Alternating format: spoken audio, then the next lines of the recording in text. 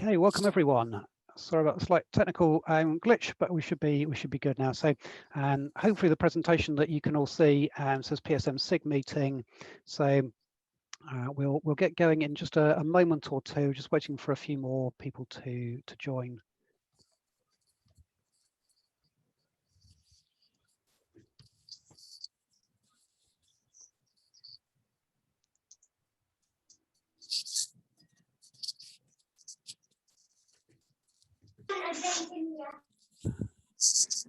Okay, so if I could ask everyone who's joining, please, just to mute, and we'll get started very shortly now. So this is the. I think there's someone who's not muted.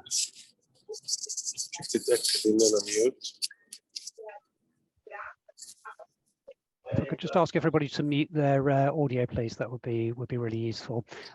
So okay, so we've got a session today where we have two presenters who are going to talk about their PhD projects, and then after that there's going to be an opportunity for a discussion around how we can get problem structuring methods a bit higher up the agenda for the senior decision makers. So that should be quite a useful sort of time for us to have a bit of a discussion on what we can do sort of collectively perhaps to improve that. So thanks everyone for coming along. I think quite a few of you know me. I'm Martin Parr, and Christina Phillips and I are the co-chairs of the SIG. And so our aim today was really just to cover a couple of PhD presentations and the discussion. There was a slight misnomer in some of the emails that went out, which talked about apprenticeships, but apprenticeships will be part of a session later on. And what was really interesting was just how much interest there was in apprenticeships.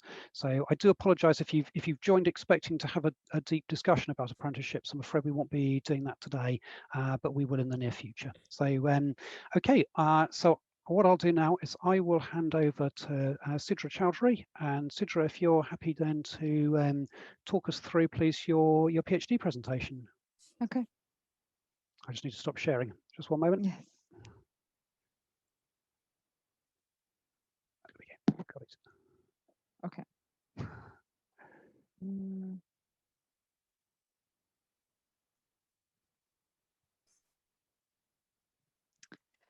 So,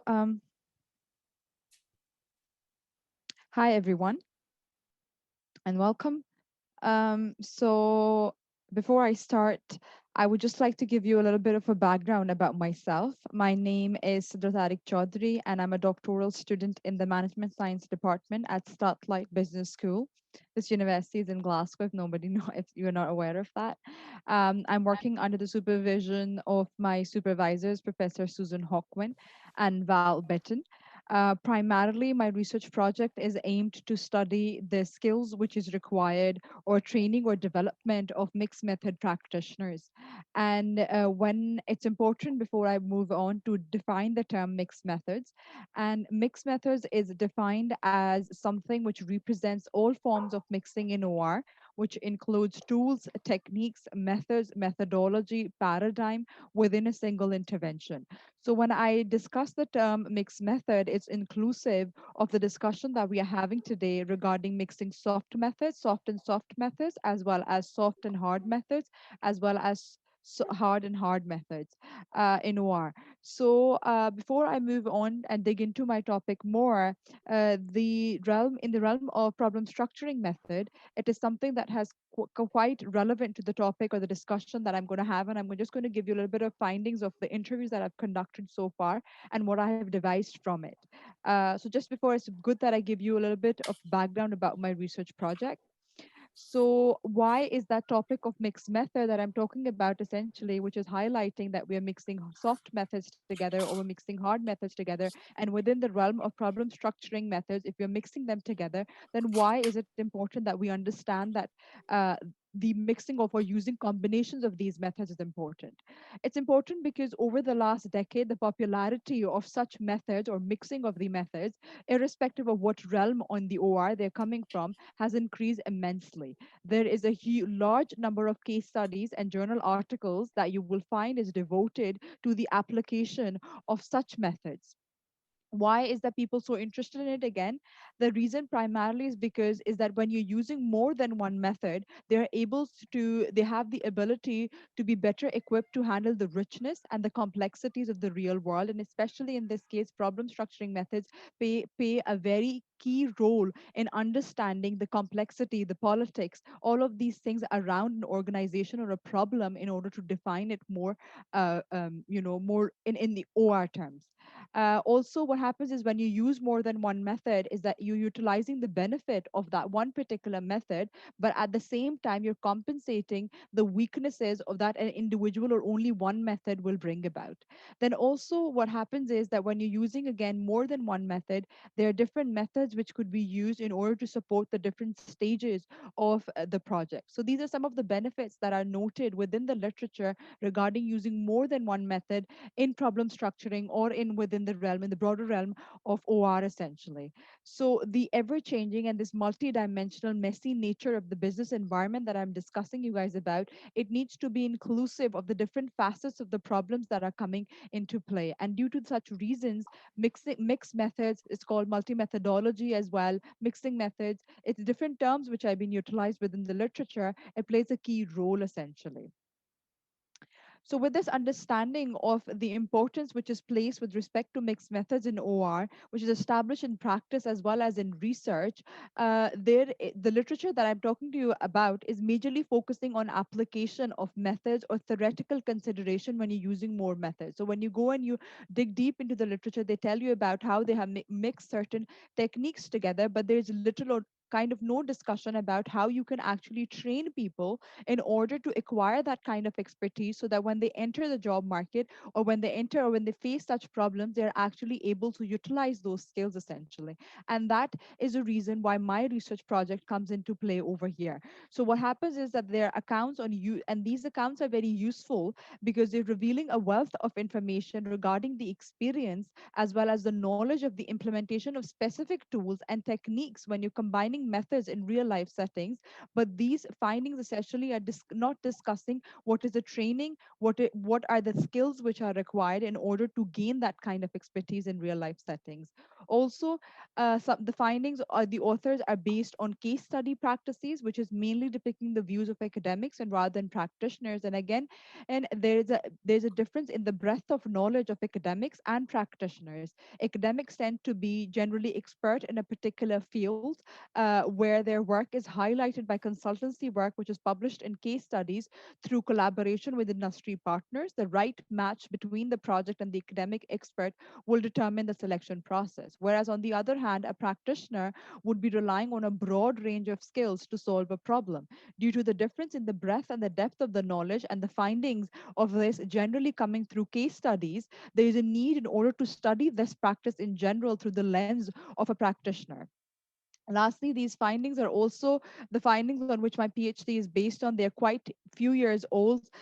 Even the paper for John Minger, for example, his research about multi-methodologies, and even Susan Hockman's paper from which I have devised a lot of my findings from, those are few years old. So there's a need in order to update the research findings. With that being said, with these gaps that I've identified within the literature, the thing is that Susan Hockman again have highlighted that there's a need in order to train students in order to increase the uptake of such practices within mixed methods or within the realm of OR, within the realm of problem structuring. There's a requirement that more than one method needs to be employed in order to deal with the messy nature of the problems.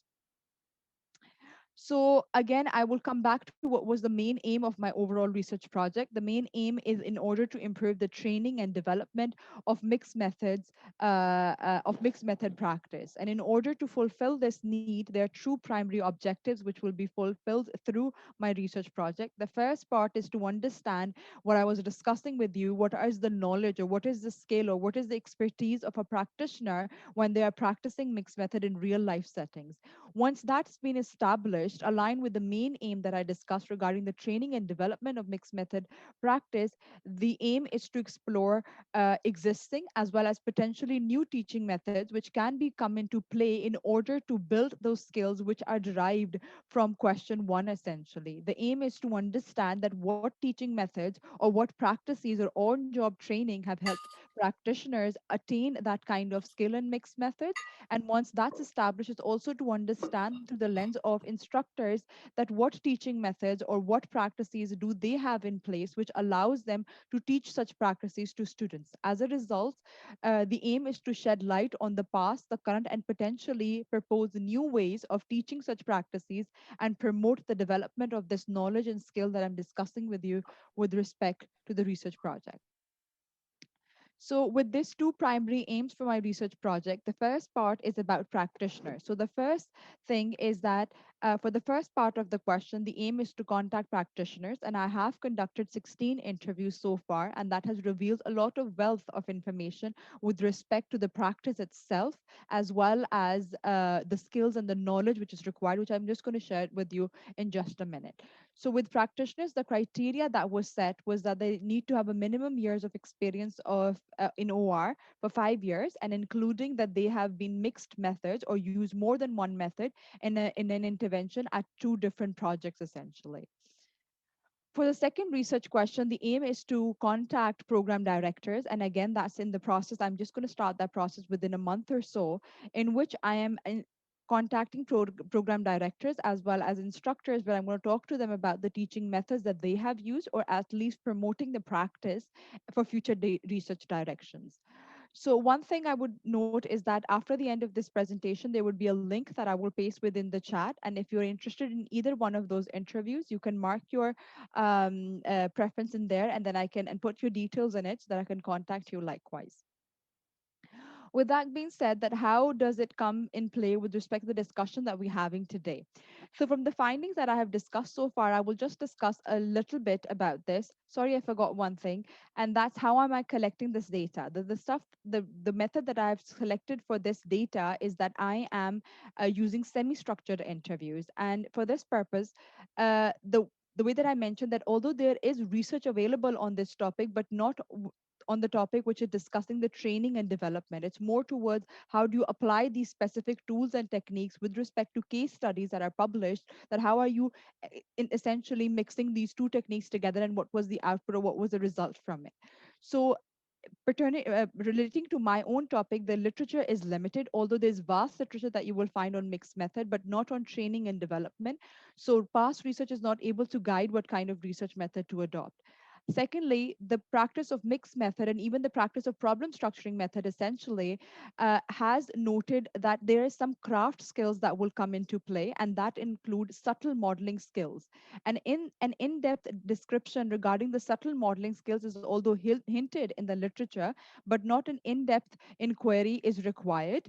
Also, there is importance which is placed in the literature with respect to the experience, knowledge, and opinion of the practitioners that come into play when you're talking about mixed method, when you're talking about problem structuring methods, essentially. So it's important that, and the method, because of this reason I've choose is semi-structured interviews.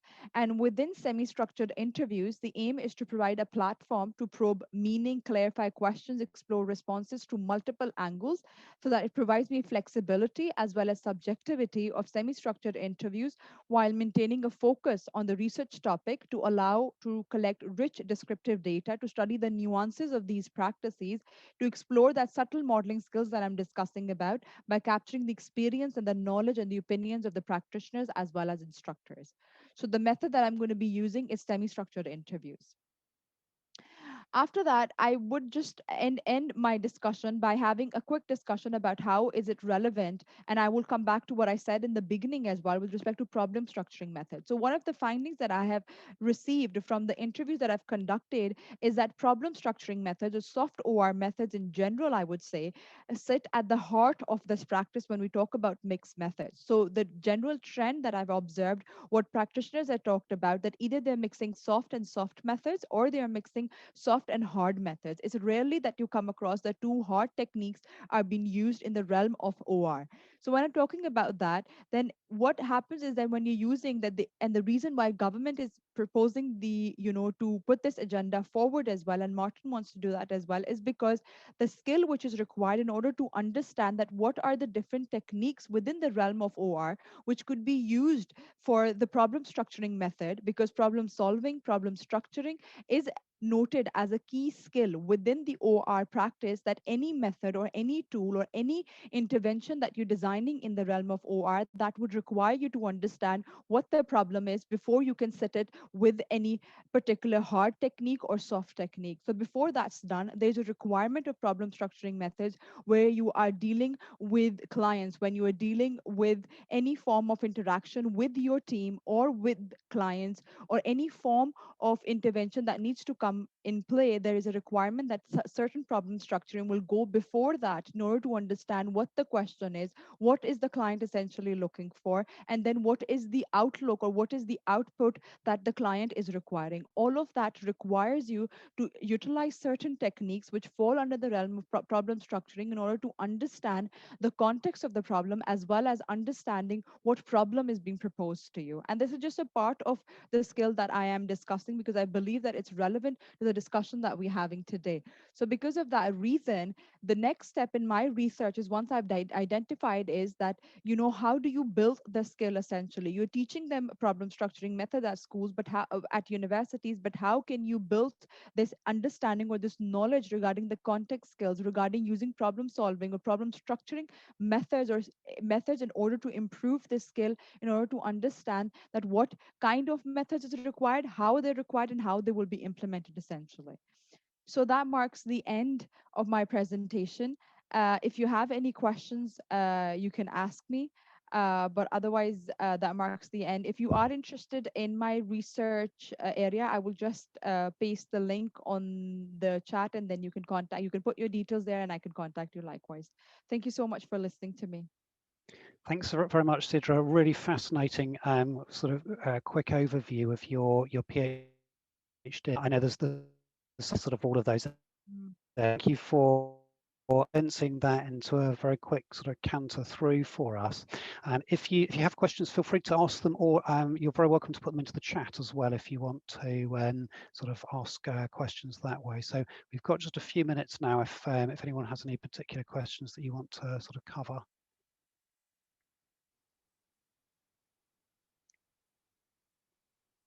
So, can I ask a question if nobody's piping up? Sure. That was a fantastic talk. Thank you, Sidra. It's such an interesting subject area. When you were doing some of your interviews with practitioners that you've done so far, did any of them express a desire to see more teaching, to more training of PSMs and better training of PSMs?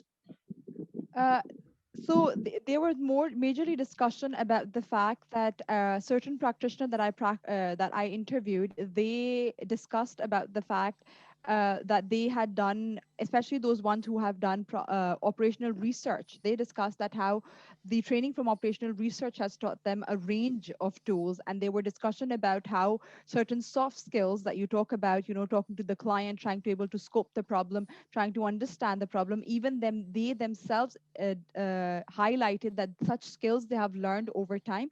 So such desires were highlighted, that such certain kind of training need to improve within the realm of OR, especially towards the softer skills, because people are more like, there's this trend in OR that used to be a trend, not anymore, where people were being trained more towards the harder side or the technical side as compared to the soft side. So it was highlighted through my interviews that there is training essentially required with respect to when you talk about softer skills within OR. And certain of them even commented that soft OR methods, and they may constitute that as soft skills, but those are not actually soft skills. One of them commented on that as well.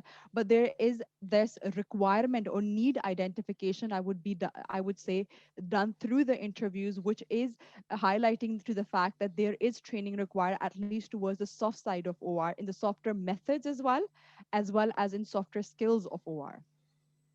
Thank you very much. It would be interesting to know exactly what they mean by softer skills as well. So softer skills, there's a list that has been that I have developed, and they are very stuff like communication skills, stuff like facilitation skills. Again, one of the interviews about softer methods in OR as well, and although that's not constituted as soft skills from my end, that will still be something technical that I would, according to the bounds of my research, that would be constituted, the knowledge about the method itself would be constituted as a knowledge, which is a technical skill. But knowledge about, how do you get the required information to the client? How do you herd the client towards, not herd the client towards that, but how do you take out the required information? The practice of mixed method is dominated by multiple modelers. So how do you work with multiple modelers? What is the team building exercises that is required? What is the requirement of working with people who come from different disciplines, coming from very varied discipline? How do you integrate those methods? How do you have that integrative approach where if you're using mixed methods or using multiple methods, how do you bring them together? How do you speak the same language? How do you bring that shared understanding with respect to when you are bringing people from such varied discipline and you're bringing their methods into the play as well? That's fantastic. Thank you very much. I'm doing more of my data analysis, so I will be able to even give you an even a deeper answer towards that once my data analysis is complete. So we're going to have to move on fairly soon, but it looks like, Jim, you've got a question. Yeah, just ask one more. Well, really helpful. Thank you. Much appreciated presentation. Just 2 or 3 thoughts to share with you, and can take them up offline if you're interested. First of all, the role of the practitioner. I think it's important to be clear about the assumed role of the practitioner. I take it in this case to be that the practitioner is typically a would-be problem solver. Now, we can bound it in other ways, but that's what I've taken from it. Now, what I was very interested in, just in the discussion you were having with Christina, is I think it's real important to differentiate, as you have, between teaching methods and training. Okay. To my mind, they're not the same thing. Teaching is quite a different activity in many ways to training. So, and I think we can tease that out in quite a variety of ways, but it also relates to how a would-be practitioner might learn some of these things. There's a certain amount can be taught, and maybe there's some can't. I mean, you've touched on this in terms of experience and so on. So I just think, those are sort of important dimensions. And indeed, in terms of the problem set that the practitioners were dealing with, when you say PSM was perhaps at the heart of mixed methodologies, I'm guessing that in most cases where you've spoken to practitioners, they were dealing with wicked problems or complex problem situations. So might I suggest that PSM would be the norm and mixed methodologies would be the norm rather than the exception? I'd be interested, how it plays out in the research you're doing, but my hunch would be that will be the norm rather than the exception. Yeah. Thanks, Jim. Really good observations. Would you be all right if I pass your contact details on to Sidra so she can just yeah, sure, totally. Yeah, perfect. Very happy to. Thank you. Okay, in the interest of time, I'm keen that we move on. So Sidra, thank you so much. Really, really interesting overview. We're going to move on now to Pam, who's going to talk about her PhD project. So Pam, I'll just start up the presentation slides. How are you for internet connection? Is your connection stable now? You're muted at the moment. It seems to be better, so let's cross our fingers. That's great. That's great. Yeah. So I'd struggle to deliver your presentation. So let's hope it holds out. Right. So I just minimize that and get the presentation going. So first of all, Citra, I mean, your research is just so hugely important, and we'll talk about during my presentation just where that fits in so much. So I think it was really good you went first.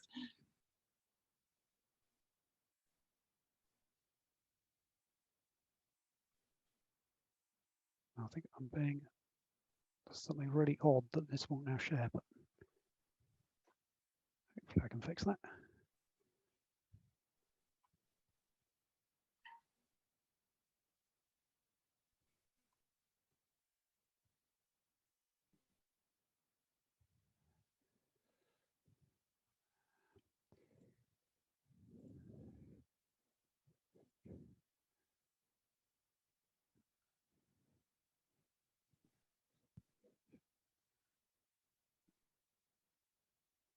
PowerPoint is refusing to connect, but I'm sure we will get there in just a brief moment.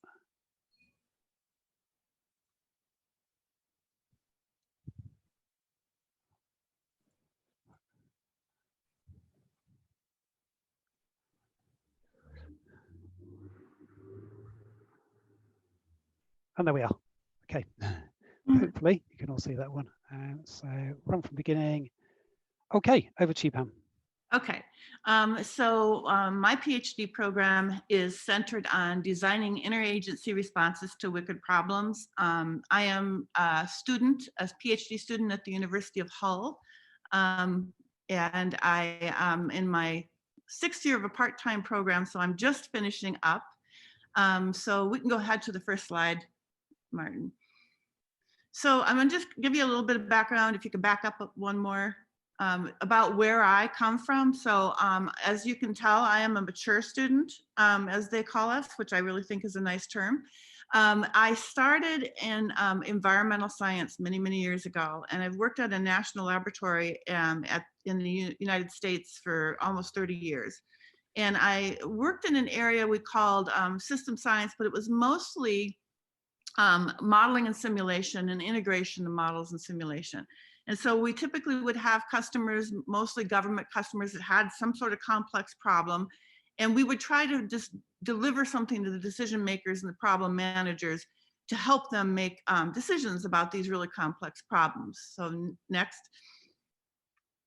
And so what we typically would do is we would gather data, right? So it would be a major data collection efforts into this complex problem. And then different methods, right? Where I worked in a group, and when I left the lab, I was the director of a center that had, and you can hit the next, next.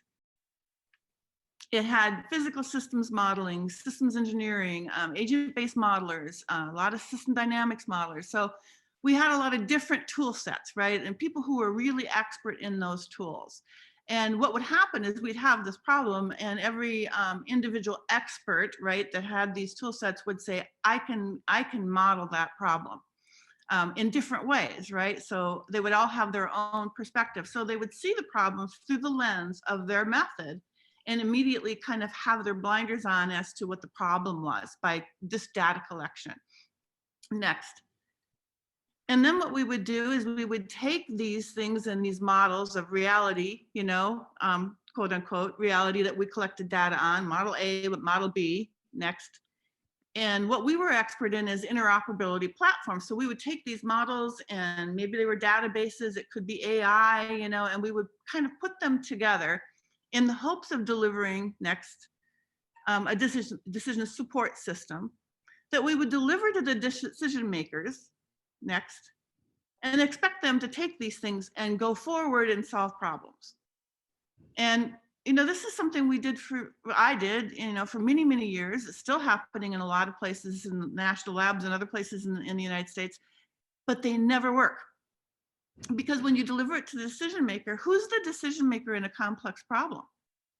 Right? Because there's all sorts of agencies involved, right, in doing most of the things that we do to try to solve problems. And so we would deliver it to a decision maker, and inevitably they wouldn't have the skills, Sandra, and they wouldn't have the authority over the whole problem.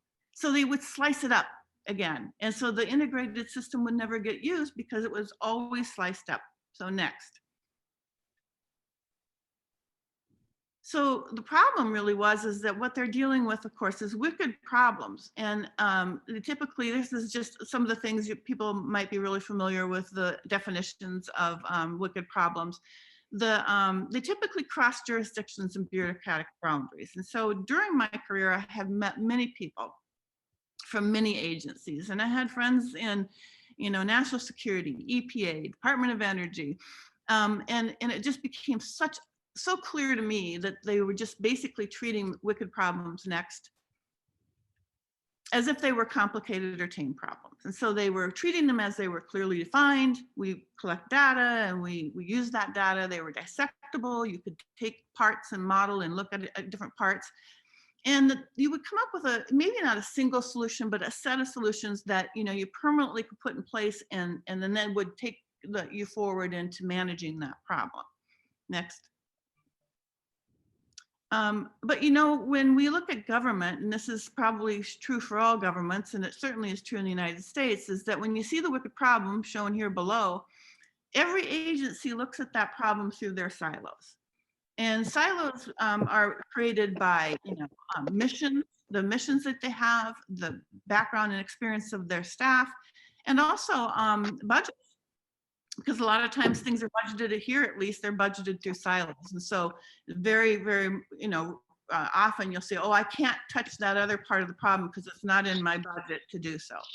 And so how do we ever get past that when we really want to have governments that can actually deal with wicked problems and take all this humongous rich resource that we have within the agencies and get them to work towards a wicked problem? So next. So hence the PhD program. So I was late in my career when I got very frustrated and realized, you know what, we never really know what the problem is. We think we know what the problem is by collecting data, and then we'll go and you know, put all these models together, and then we wonder why we can't really effectively have impact. And so I started this as basically significantly engaging U.S. government agencies in countering illicit drug trade. So that was the research, the action research, was to actually take a real wicked problem and get people from the actual agencies that were dealing with that wicked problem and work them through next. A multi-method process. So yeah. The multi-method process has a problem structuring component. So in the very beginning, we really need to understand from the perspective of all the agencies what they think the problem is. Now, in this case, I only used agencies. Now, you know, clearly I could have expanded this to be, you know, people from drug cartels or, you know, users of drugs. And so bounding is really an issue with any wicked problem because you have to bound it. And so I embraced multiple stakeholders in formulating the problem. And then I actually took what the results of that part of it was and used the viable system model, which is a model that can be used to help organize around the wicked problem. And then all of it is underpinned with boundary critique because whenever you put bounds on things, which you have to do, you have to be really cognizant of why you're putting those boundaries. What judgments are you making? What judgments are the participants making when they make boundary judgments? And what's the impact of power and influence amongst a group of people who are defining the problem? And how do you deal with the conflict of that? So that's boundary critique. Just to mention that Gerald Midgley and Angela Espinosa are my first and second supervisors at Hull that supervised this work. And the work was actually funded by the Argonne National Laboratory, where I used to work through what we call a lab-directed research fund. Next. So first of all, interagency. So this is really focused on interagency, and there's some research out there that really kind of says, you know, basically, you know, missed opportunities, inactions, and you know, people who have come up with some solutions. There's network theory that's been used for this. Obviously, there's just, you know, plain old cooperation, collaboration. Next. And within the government, we use things like task forces, you know, multi-agencies members under us. Usually it's one agency that leads it, and then there's task members from other agencies, or fusion centers where the analysis and the information is brought together to kind of look at the problem at a bigger, mostly data-driven. Oftentimes here, and I think in other countries too, they use something called a czar, who's supposedly an expert in the whole problem, and how many people, for wicked problems, how many people out there are the expert in the whole problem, and they would be in charge of like the task force and bringing people together. And so through my conversations and through the literature I read, these just weren't working, and we have a lot of people really frustrated with how we can get agencies to work together. So next.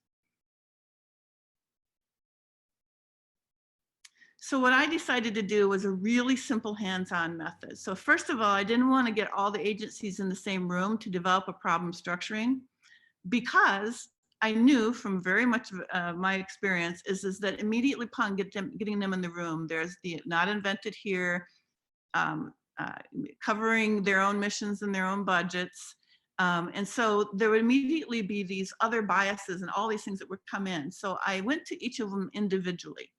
And I did a problem structuring method that I call systemic perspective mapping, systems perspective mapping.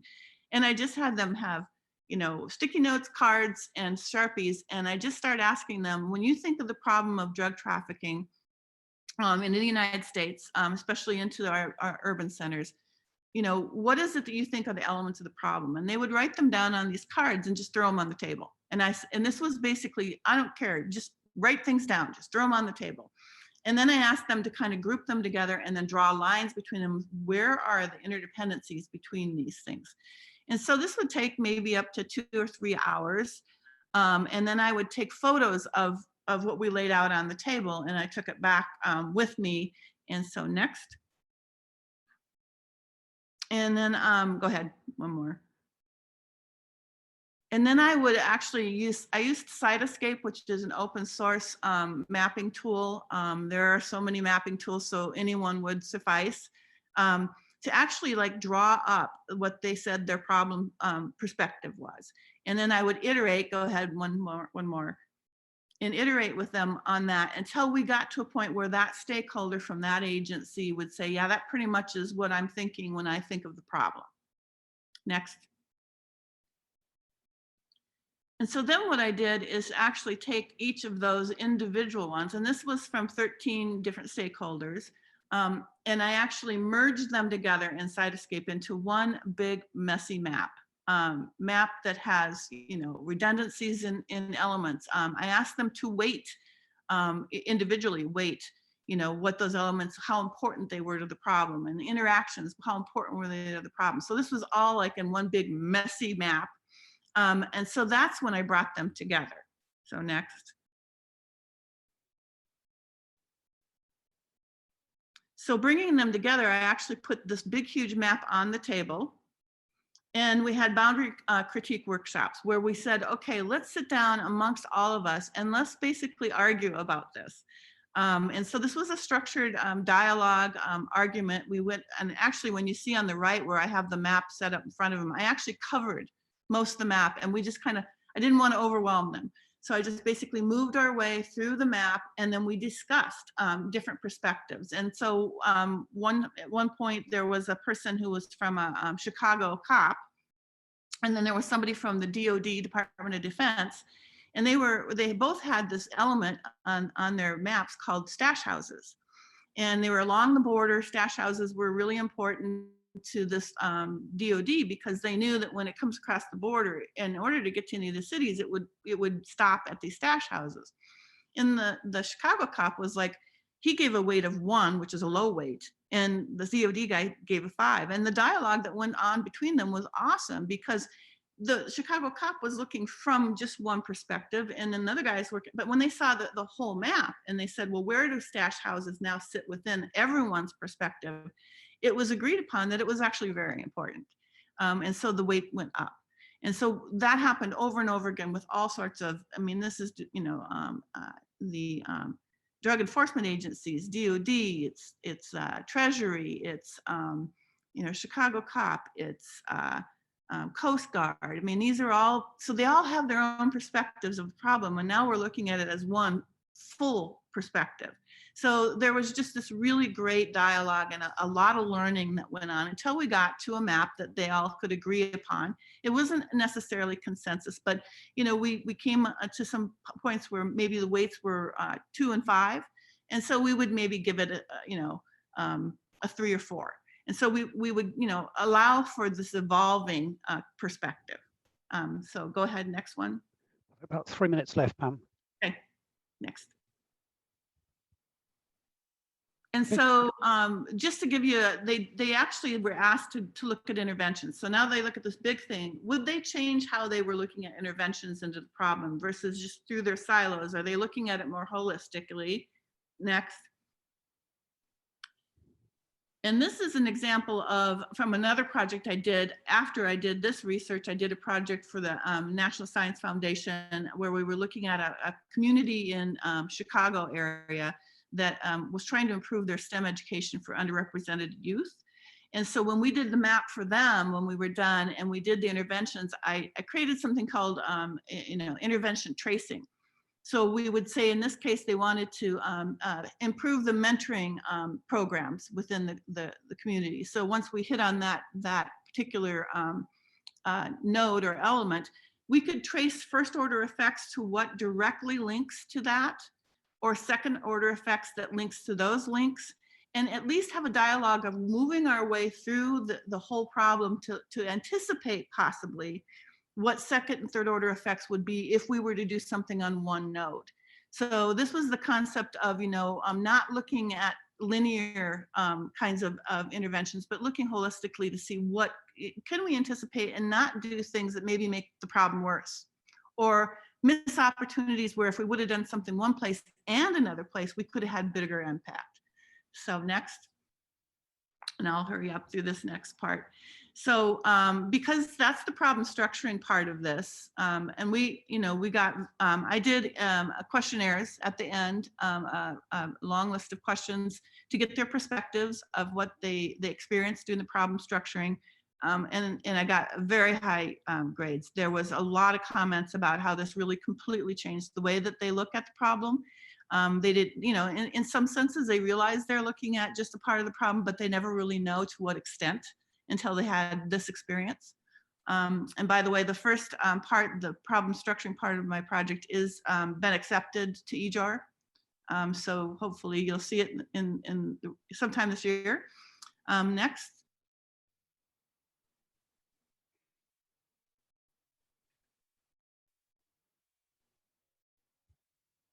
And just really quickly, I mean, one of the things is the one thing to understand the problem, the other thing is to organize against it. And so I use the viable system model, and I'll go really quickly through this. If you want to just go right through the next series of slides or animations. So basically there's these 5 systems, and it's a way of kind of looking at agencies and saying, how can we get them to be a new kind of organization without reorganizing government? So in other words, I don't want to have to go in and say, for this problem, we're going to have to reorganize our government for drug trafficking, right? Because those agencies are working on other things. And so you can't just go and reorganize government. So how can we have a way of kind of creating these interagency structures or organizations, kind of having them pulling from the various agencies? And so the viable system model is a really, I think, a fascinating model for doing that. So next. And how it relates to the problem structuring is that when you organize with the viable system model, you organize against an environment. And the whole point of the viable system model is to actually create adaptability in the organization. So in order to have adaptability, but still let the agency be autonomous. So here's the key of what we want for interagencies, right? We want them to still remain autonomous, but act in a bigger sense of an organization that has a mission of its own and can adapt as the problem changes. So next. And so first thing you got to do is you have to take that map that we talked about, that we did with problem structuring, and ask them to say, well, where do you interact with that environment? So they went up to the board, put circles around what each agency was doing, and in those sticky notes, I'll say what they're doing. So how are they attenuating and amplifying on that problem, the wicked problem? Next.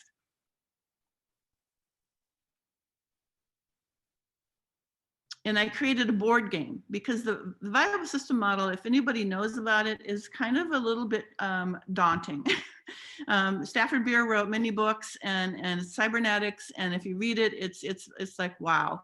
And so I knew there's no way I could, I needed to keep this simple. And so I did really a board game. I took the information they did when they did their local environments, and we ran through the board game.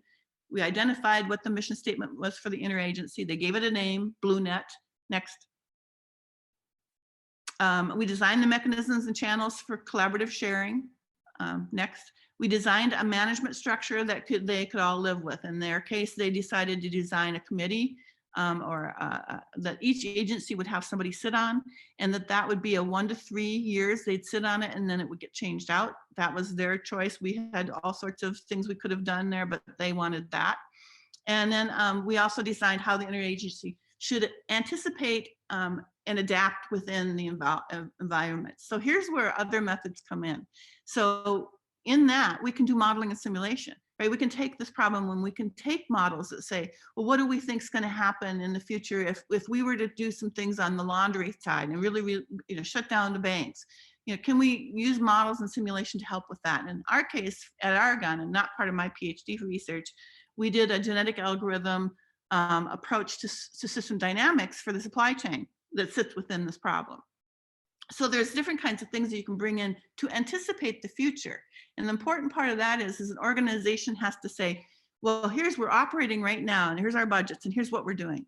But gee, we're seeing that there's an influx of cocaine coming down the pipeline, and we really have spent all our money on heroin, So we're working on heroin, we see there's an influx of cocaine. Do we change? Do we make our organization, our interagency adapt to what we think's happening, or don't we? Is it too much of an effort to change now? And what would that mean for heroin? So those are the decisions between the anticipation and the actual operation of this interagency that you constantly have to make, because that's how you're adaptable. Next. And then just so putting it all together. So I actually put the viable system model within the problem, right? Because these agencies are part of the system, a part of the problem itself. They're always doing things to so they can't see themselves as being apart. And then here's this environment on the wall. They have to see themselves that they're actually doing all sorts of things, right? They're collecting data, they're doing interventions. And so, it's part of this holistic way of looking at it. The concerns that they have is that difficulty getting stakeholders into the process. That's really important, because I lost some of my original folks that were on the project because, they have jobs and they were busy doing other things. I don't have any authority. I mean, they were volunteers. I couldn't ask them to be there or tell them to be there. They were there on their own. So we lose that. Would it work with top agencies? So I had some fairly high level people that were in these agencies working, but they weren't the directors or they weren't the secretaries. And, when you talk about interagency, the organization above them is really, in our case, Congress and the presidency, right? So what would happen? I mean, how do you get buy-off at that higher level? That was, I guess, the question. So, and I can't see the bottom one there. What does that say, Martin? So the concerns, the cost and the bureaucratic hurdles. Sorry, to be coughing. Right. So one of the things is that if we were going to organize this committee and we were going to have these new channels, we found all sorts of ways that we could improve information sharing. But of course, there were all sorts of things. Does everyone have clearances? How do you get a login on these systems? There's all these just practical day-to-day things that we think we could overcome, but it would take money and some effort bureaucratically. So, that was a concern for sure. Next. And so overall, the whole VSM board game really was well received. I actually was asked to give it to a couple of the top people in two of the agencies. And then I was asked also to have one agency wanted to use the viable system model even within itself, because it knew that it wasn't operating as an adaptable, viable system. And I guess the big thing is that they saw that they had all these things already going. So they have these task forces or czars or information fusion centers. And they saw those as being not incompatible with the viable system model. It wasn't like a viable system model was replacing those things. They could see how they would plug right in. And so that was really encouraging and really important, because of course, you don't want to go in and say, let's destroy everything you've ever done. We just want to have it be better organized around this particular problem. So next. I think this is the last slide. This is just some of the comments. We can just leave this up, but this is just some of the comments that we heard from the stakeholders when we did this, because it was really well received by the stakeholders. The only thing, again, is would it have had the same impact at a higher level of authority? So, and that's it. That's my presentation. Really, really amazing. Well, you've all seen a number of things with this. It's about the stash houses and sort of the folk taking that kind of I think that often is that sort of turning moment where they get out of their silo for just and then we'll just have to move on. So anybody got sort of one question for Pam? Can I just ask quickly, Pam, where did the need for this project come from? Where was that identified? Mm-hmm. I had some friends and colleagues that were working in what they call anticipatory governance. A guy named Firth and Sheila Ranis, and there was a big group that was trying to do whole of government research. And so I've been working with them, and the frustration is there. I mean, and I've worked with so many different agencies, and the frustration is so there. And then looking into the literature, you're finding there really just isn't a whole lot out there to help people with how do we go about doing this. And so I felt like with my experience of working and trying to help decision makers at that level, and then what they were saying as far as needing to have a systems approach, right? So a lot of recognition about having to take more of a systems approach and recognizing that wicked problems needed soft OR. They needed somebody to come in and tell them that, because in the United States, it's worse than it is, I found, at least in the UK, that OR is so much about analytics and about analytical approaches that when you tell them that you really need to take a step back and look at the problem from the perspective of these different agencies, which is not necessarily data driven. It's what are their perspectives? What do they think the problem is?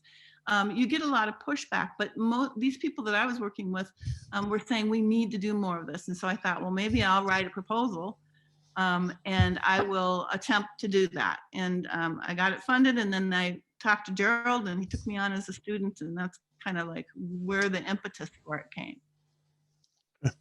Thank you. Yeah, I think there's such a lot in that. We could we could have quite a number. If anyone would like questions to Pam into the chat, we can do our best to answer those as we go through.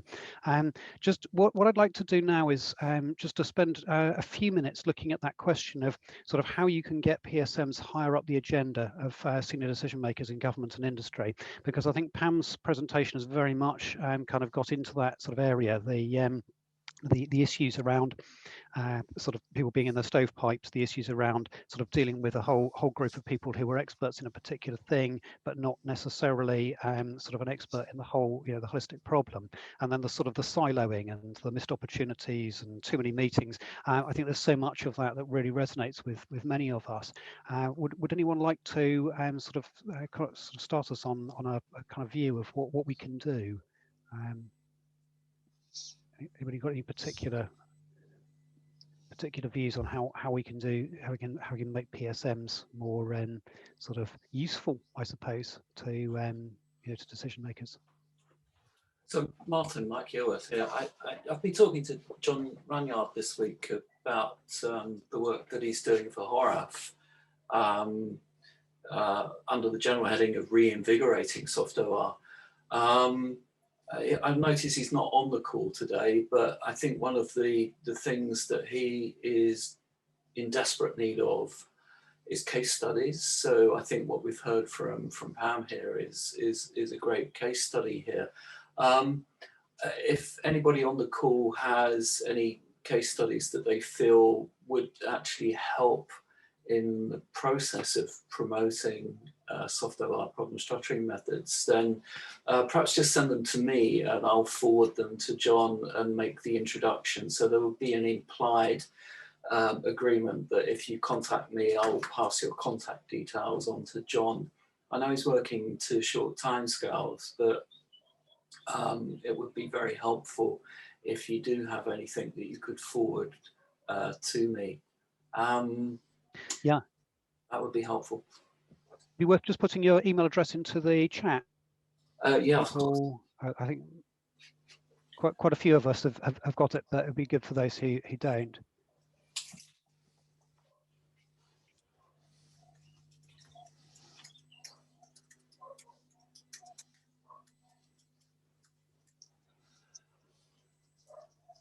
And Pam, congratulations on the e-job paper. Yes, absolutely. So I think, Mike, you're absolutely right. I think case studies would help us enormously. And I think the difficulty we often face is that a lot of the best case studies are the ones that are locked down. And I could put my finger on quite a number within government that would very rapidly have me sort of having conversations with someone at quite a senior level.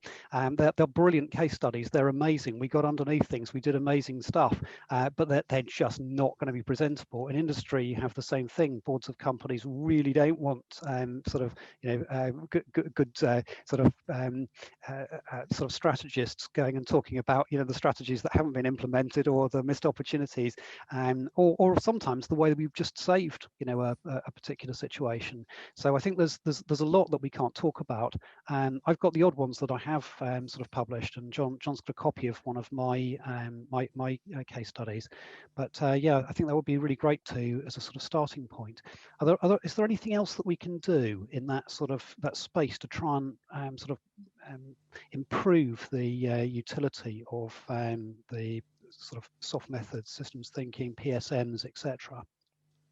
So Martin, I have one that's really related to citrus research, is that in my experience with the work I did and with the interagency, and also with the second project that I did with the group in Chicago about STEM education, is that as the systems person that came in as a consultant on that project, we did a really rich project, and we did some great problem structuring. We did some VSM and tried to come up with a strategy, but then I walk away, right? And the whole point of what we're doing here isn't just a one and done. Like, you don't just deliver something to them that they then now say, okay, it's done. It's a wicked problem. And so they have to continue managing it. And so to hand it off to a group of people who, of course, don't have any training either in systems or even in facilitation or even in, a lot of the skill sets that, communication skills that Cintra, talked about, it's so frustrating because, you can't stay with them forever. And so you work through a really great, project where you really start understanding the problem and you really get people on board, and you start with a strategy of how they're going to manage it. And then when you walk away, it just dies. And so it kind of gets back to my frustrations when I had worked at the lab and when we were doing all of this model integration. It's like, again, you hand it off. How do you have impact? How does it have long-standing impact? And so I think the apprenticeships and the training and getting more people able to do these kinds of things, maybe not in a deep way that you'd start out with when you're doing the first problem structuring, but to carry on afterwards, you have to keep looking at the problem because it's going to evolve and change. At any time you do an intervention, it's a new problem when you do an intervention, right? Because you've changed things amongst it. So I think that is something we really need to concentrate on, because otherwise we'll have these great case studies and we'll show that it can be done, but then how does it carry on? How does it make an impact in the long run? Yeah, I So agree. Sorry?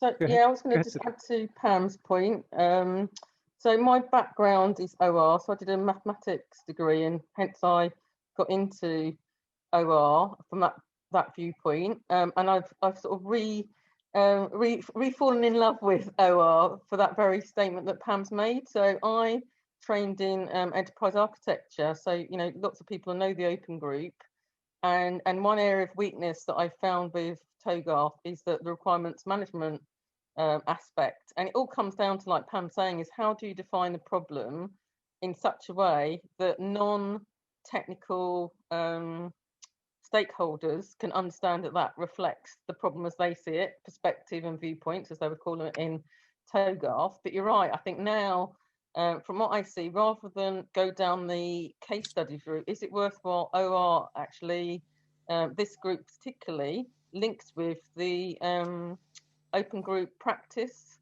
I think they call it a forum, because really this should be a key skill that, like Pam says, and Saritra hinted on, that as you move along your consultancy journey, you just acquire this toolkit of methods, techniques, and specialisms. And really PSM should just be another one, shouldn't it, in part of your toolkit. So you either bring someone in from OR to help you facilitate, or you acquire the skills yourself if you're that, you know, confident that you could be that facilitator.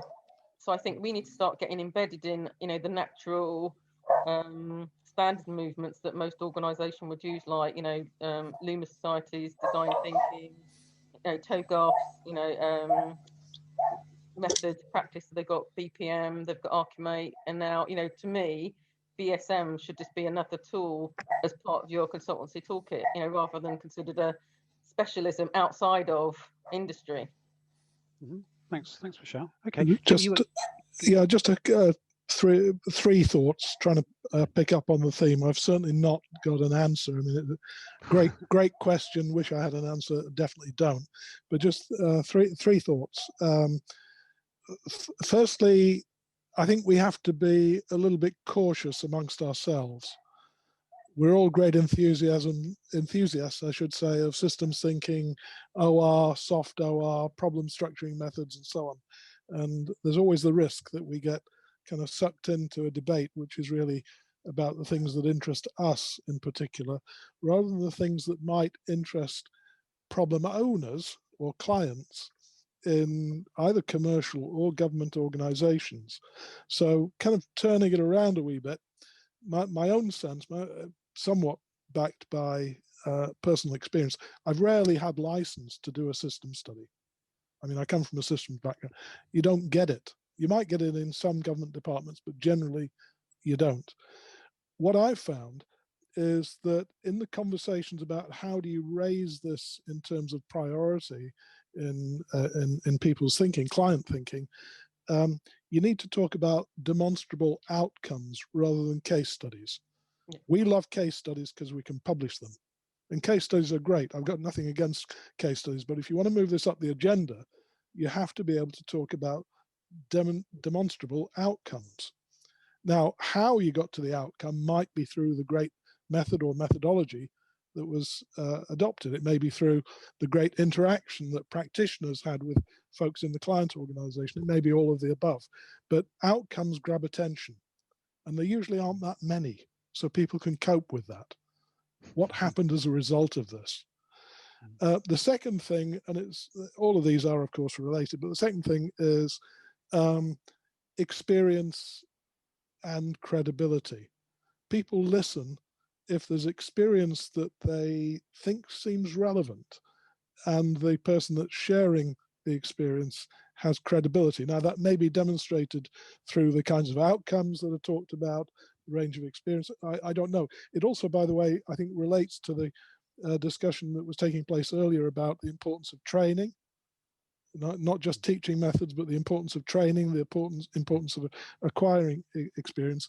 And then if we think about this from a client's point of view, a would-be client, and it may be multiple clients in an interagency situation, they've got their own model in their own heads of risk and reward.